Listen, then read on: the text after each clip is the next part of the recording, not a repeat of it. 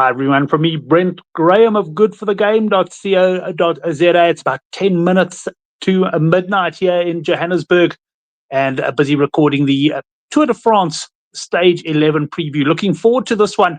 Certainly enjoyed the rest day. It felt very weird not to watch cycling on Tuesday afternoon, but looking forward to getting back into the action.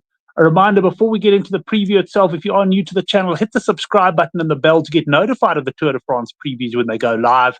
And obviously, we appreciate any likes you can give us as well. Right, stage 10 results. I did say this was a stage to watch, and it proved to be. It was very, very exciting. And as predicted, the break stayed away. Simon Yates, in the end, he joined the break. He didn't have to do a lot of work because he was sort of up there under the premise that he was also there for a Vingegaard attack late on. But the break, UAE gave the break a fair amount of leeway, and in the end, the break fought out the win. We had Michael Storer there who came fifth. He was my 25-1 shot. Unfortunately, he just didn't have the legs. And very well done to Yates, and well done to @Groot on Twitter, who was on Yates at 15-1 in a running. A pretty good performance by Orensman as well. He actually fought quite hard on that final climb. And Ben Healy, I did say that if he was going for the yellow jersey, he would sacrifice the stage, and that's exactly what he did. He did a lot of hard work to keep that breakaway away. And in the end, you'll see now he did manage to get the yellow jersey. Pogačar and Vingegaard, well, they finished together. Pogačar did try a late attack on Vingegaard, although it was Vingegaard's Visma team that made the stage pretty tough and stuck a couple in the break, and Jorgensen made a couple of attacks as well. But in the end, the two of them finished together. I was a little bit surprised if Vingegaard didn't perhaps go to the front and try and make sure that Pogačar stayed in the yellow jersey. But he was content to sit on the wheel. In fact, they both finished on the wheel of Lenny Martinez, who also had a very good day out taking the polka dot jersey. Right, let's have a look at the the overall results at the moment. Ben Healy into yellow. Very, very happy for him. What a great rider. Pogačar just 29 seconds back. Evenepoel lost a few seconds to Vingegaard and Pogačar on the stage, and he's now a minute behind Pogačar. Well, have a look at the outright betting. There's been, once again, a little bit of a drift for Pogačar. Yeah, I think that people just generally realizing what a big loss Almeida is, and also how strong Visma are. They certainly are capable of putting a lot of pressure on. As long as Pogačar stays strong, he should be able to handle everything. But if he has one weak day, there's every chance that Visma could really put the hammer down and put him under some real pressure. So he's 1-4, 7-2. Excuse me. Vingegaard is coming in, and you've got 33-1 Evenepoel there. Right, let's have a look at the green jersey. Not a lot of points changed hands on stage 10. Milan, he didn't get any points, so he's still on 227. Pogačar picked up a few for his stage finish. So Pogačar still quite well back. We got Biniam Girmay at 151 million or 150. And Van der Poel now quite well back. He's never targeted this jersey. He's on 128. But let's have a look at the betting. Milan, 1-5 favorite. Pogačar, 5-1. You can get 9-1 Van der Poel and 25-1 and better the balance. And this stage is going to be a crucial one, in my opinion, for the green jersey. And we'll talk about that when we get to the stage preview. But this is really, it's going to be a big one. It's a 50-point stage. And this is one. If Pogačar, and there is a chance, if Pogačar could, for argument's sake, win this stage, then he'd be very much favored, in my opinion, to take the green jersey. But let's get into that a little bit later. Having a look at the King of the Mountains, we finally got some action there. Lenny Martinez, a nice ride from him, 27 points. He's 11 points clear of Ben Healy, who, as we'll look at the betting now, I think could be one to look at in the King of the Mountain stakes. We got Pogačar. He has drifted from 7-10 to 9-10. Martinez, of course, has come right down into 28-10. Vingegaard 7-1. And then Healy's 25-1 for the King of the Mountains. And the reason I highlight him there is, first of all, look, it's not his objective at the moment. Tomorrow is going to be all about keeping the yellow jersey for him. He might even have a crack at the stage as well. But I expect him to lose the jersey on Thursday. And after that, he may just have a look at this King of the Mountains jersey and give it a go. Pogačar's still a worthy favorite there, but keep an eye on Healy for the King of the Mountains. Right, have a look at the stage.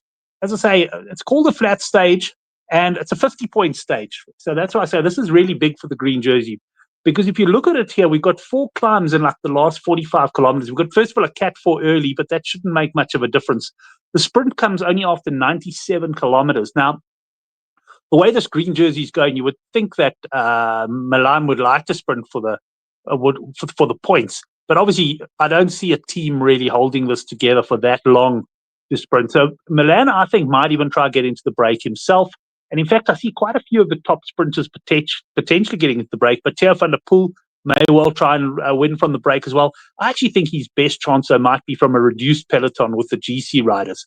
And I say that because if Van der Poel gets into a break with, say, 6 or 7 other riders, every one of them is going to be trying to beat him. And by that, I mean attacking him repeatedly. And that every time a rider attacks, they're going to look to Van der Poel to close the move down because he will be the massive favorite in the breakaway. So interesting to see what happens there. Just to finish off on the profile, we've got a couple of short, steep climbs in the last few kilometers. And the last one, which tops out with about 9 kilometers to go, is 800 meters at 12.4%. I believe the sort of entrance to the climb is also quite narrow, so there'll be a big rush to get in there. There's a few ahead. I think the stage is going to prove too tough for the likes of Milan and Malia. And the question is then, are we going to get a break that goes away? Are we going to get a GC battle potentially? Or are we going to get a late attack? And I'm sort of leaning towards the late attack or even GC battle. And I do think that EF will look to keep the jersey. So a lot will depend on who gets into the break. But assume that they'll potentially keep the break in check. But the key for me on the stage is Visma. How are they going to ride the stage? They've ridden some of the stages where we wouldn't normally have expected them to ride aggressively. They've ridden it aggressively. And I think we could see more of the same here. You know, this looks an innocuous stage as far as the GC goes. But I have a feeling Visma are going to try and really rattle Pogacar's cage. I think they just sense that the team, I mean, there's no doubt the likes of Wellens that are riding really well. But I just sense that at the moment, Visma feel they're in the ascendancy as far as the team goes. And I think they're going to try and put guys in the break again and quite possibly succeed. Because if ever there was a stage where you would want riders to be able to drop back for you, it could be this one. You know, if you, for example, managed to get a small gap on Pogacar at the top of that final climb and you had someone waiting for you on the other side on the flat, I mean, I might be dreaming a bit now. But I have a feeling that Visma are gonna really go for things tomorrow and cause a bit of havoc, and that opens up a lot of permutations. And may well be that the break still stays clear, you know, that they only really go for it late on. But I have a feeling that this is going to come together, and this is going to be a lot more of a GC battle than people will expect. So let's have a look at the betting then. Reminder of World Sports Betting's refund for a second place finish, and certainly worth looking at that if you're going for any of the favorites. But I'm spreading my wings a bit here. I'm at that stage of the tour. Well, fortunately, I had a few winners early. Normally, I only crack a winner in about stage 19 to get me out of trouble. But I am a little bit up, but I am starting to get perhaps a little bit greedy, looking for some real long shots here. But having a look at the betting, we've got Van der Poel at 4-1, Wout van Aert at 11-2. Certainly going to be a big runner. I think there's every chance that he gets stuck into the break. And why not Visma win a second stage in a row from the break? It's very, very possible. Milan and Groves at 14-1. I think they're both going to struggle. Groves perhaps got more chance of making it to the end. I might have a look at and see what sort of match bets we got going there. Pogacar I'm highlighting at 18-1 because I don't expect UAE to particularly want to chase this breakdown and bring it all back together. But if it does come back together, if Visma, as I suspect, ride this very aggressively, well, Pogacar's got every chance, of course, of winning a small sprint or even attacking late on that final climb and going clear on his own. So keep an eye on him. Gourmet climbed well the other day. He's 40-1. And Arnaud de Lee, he also showed up the other day. He's 50-1. I perhaps would have liked a bit bigger on him, but he is a selection that I'm going to go with. I think de Lee could be well suited by the stage, potentially get into the breakaway at 50-1. And then I'm going with a few long shots here. And this is really dart throwing stuff. Don't think that I have given a thought, but this is a sort of stage where honestly anything can happen. And for that reason, I don't want to take any of the favored riders because the break could stay. It could be GC. This really is something of a lottery. But I'm going to Lee 50-1. I'm going Hershey. He showed up a bit early in the tour. Been a bit disappointing since then, but this is a stage with that short, sort of sharp climbs towards the end that really could suit him. If he could get into the break, he'll be a big runner. Turgis, he's still lurking around in the green jersey race in about 6th position. Of course, I had a stage win on him last year at 130-1. He's not quite as big this time around, 99-1, but he is the sort of guy, if he can stay or get away in the break or finish in a small select group, he's a decent sprinter as well. Here's my, how can I say, one from left field, Evenepoel at 124-1. Picture the scenario. Pogacar and Vingegaard, well, Visma make it rough. Pogačar and Vingegaard attack each other but neutralize each other again.